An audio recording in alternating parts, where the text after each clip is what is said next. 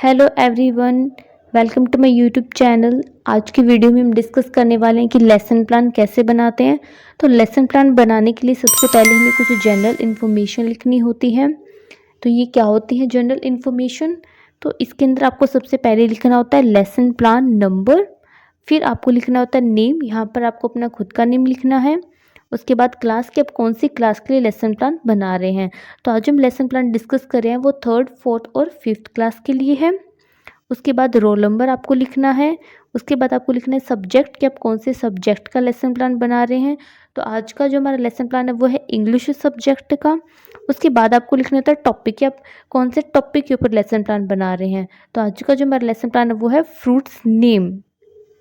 उसके बाद आपको लिखनी होती है ड्यूरेशन, जो आपको लिखना है 30 मिनट या फिर आप 35 मिनट भी लिख सकते हैं।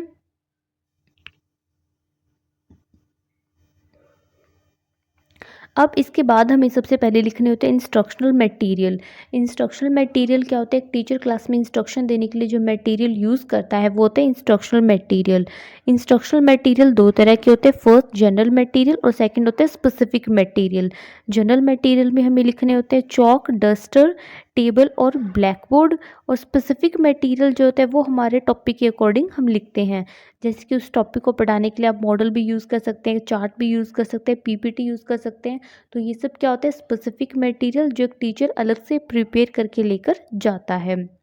तो इस तरह से आप पहले इंस्ट्रक्शनल मटेरियल लिखेंगे। इंस्ट्रक्शनल मटेरियल लिखने के बाद हमें लिखने होते हैं instructional objective.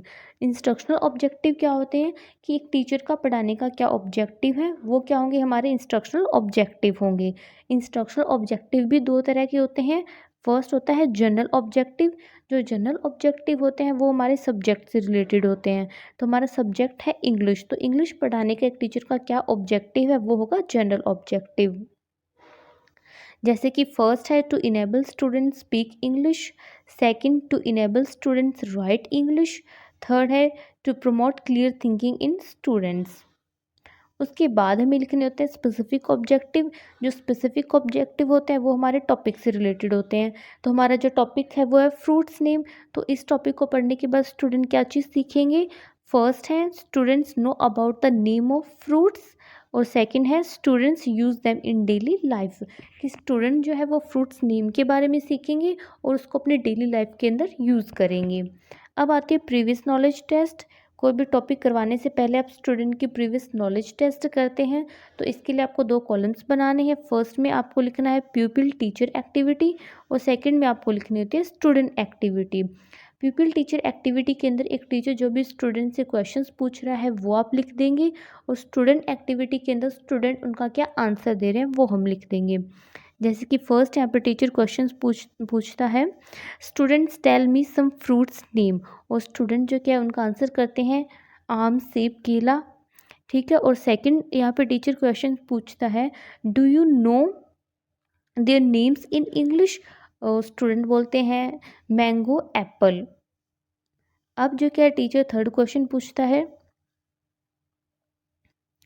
Tell me some other fruits name, और यहाँ पर जो क्या है स्टूडेंट का कोई रिस्पॉन्स नहीं आता है, कि मतलब स्टूडेंट को ज़्यादा फ्रूट्स के जो नेम है वो नहीं पता है, उन्हें कुछ ये कॉमन फ्रूट्स के जो नेम है वो पता है। तो अब यहाँ पे टीचर जो क्या वो क्या करेगा, वो करेगा announcement of the topic students today we study about fruits name. अब जो क्या नेक्स्ट आती है प्रेजेंटेशन। यहाँ पर आपका जो भी टॉपिक है उसको आप डिटेल के अंदर एक्सप्लेन कर देंगे। तो इसके लिए आपको 4 कॉलम्स बनाने हैं। फर्स्ट में लिखेंगे मेन पॉइंट्स, सेकंड के अंदर आपको लिखनी है प्यूपिल टीचर एक्टिविटी, थर्ड कॉलम में लिखेंगे स्टूडेंट एक्टिविटी, और फोर्थ कॉलम में लिखेंगे ब्लैक बोर्ड वर्क। तो मेन पॉइंट्स के अंदर आप सबसे पहले हेडिंग डाल देंगे फ्रूट्स, और यहाँ पे प्यूपिल टीचर एक्टिविटी क्या होगी? Teacher show a chart on which some fruits name are written with pictures. तो आप ऐसा चार्ट यूज़ कर सकते हैं जहाँ पे फ्रूट्स नेम और साथ में उनकी पिक्चर्स भी हैं, जिससे जो क्या स्टूडेंट को वो चीज़ और अच्छे से समझ में आ जाए। और स्टूडेंट की क्या एक्टिविटी होगी यहाँ पर? स्टूडेंट लिसन केयरफुली, और ब्लैक बोर्ड के ऊपर हेडिंग डाल देंगे हम फ्रूट्स। बताएगा स्टूडेंट को, साथ में हिंदी में उनको क्या बोलते हैं वो यहाँ पर बताएगा। जैसे कि फर्स्ट है बनाना, तो बनाना को हिंदी में क्या बोलते हैं वो आप यहाँ पर लिख देंगे। फिर सेकंड है लीची, लीची को हिंदी में बोलते हैं लीची। थर्ड है पीच, पीच को हिंदी में बोलते हैं आड़ू। फोर्थ है गुआवा, गुआवा को हिंदी में बोलते हैं अमरूद। तो इस तरह से जो कि आप स्टूडेंट को एक्सप्लेन करेंगे और स्टूडेंट की क्या एक्टिविटी होगी, लुक एट द चार्ट, कि जो आप चार्ट स्टूडेंट को दिखा रहे हैं स्टूडेंट उस चार्ट की तरफ देख रहे हैं। कुछ और एग्जाम्पल जो कि वो चार्ट के ऊपर लिख सकते हैं, स्टूडेंट को एक्सप्लेन कर सकते हैं। यहाँ पर जैसे मैंने कुछ एग्जाम्पल लिखे हुए हैं। अब नेक्स्ट आता है रिकैप्चुलेशन। रिकैप्चुलेशन के अंदर आप स्टूडेंट से क्वेश्चंस पूछेंगे जो भी टॉपिक आपने क्लास में उन्हें करवाया है। उसके बाद हम लास्ट में देते हैं होमवर्क। तो यहाँ पर आप स्टूडेंट को फ्रूट्स नेम जो क्या है वो नोटबुक में लिख कर आने के लिए बोल सकते हैं।